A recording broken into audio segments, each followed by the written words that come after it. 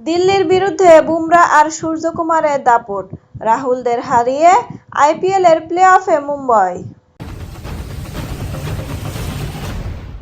ঠিক যেন খরগোশ এবং কচ্ছপের গল্প। এবারের আইপিএলে দিল্লি ক্যাপিটালসকে খরগোশ বলা চাই। টানা জয় দিয়ে মরশুম শুরু করেছিল দিল্লি ক্যাপিটালস।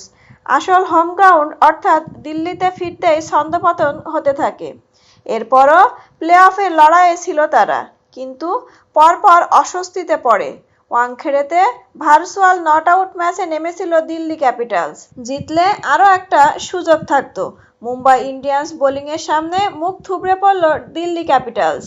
উইল জ্যাক্সের একটা ক্যাচ মিসে সাময়িক স্বস্তি পেয়েছিল দিল্লি, তাতেও লাভ হয়নি।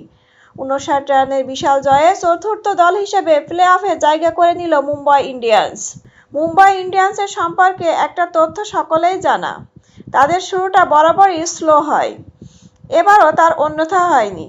পরপর হারে অস্বস্তি বেড়েছিল মুম্বাই ইন্ডিয়ান্স সমর্থকদের মধ্যে। এরপরই ঘুরে দাঁড়ায় মুম্বাই ইন্ডিয়ান্স।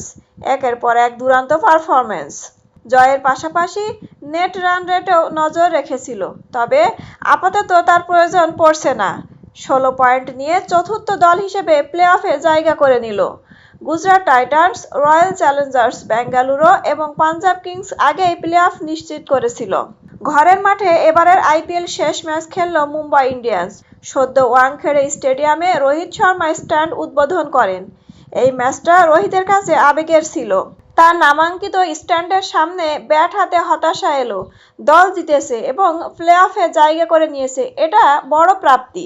প্রথমে ব্যাট করতে নেমে বেকায়দায় পড়েছিল মুম্বাই। যদিও সূর্যকুমার যাদবের 43 বলে 73 রান এবং নমন ধীরের 8 বলে 24 রানের ক্যামিও।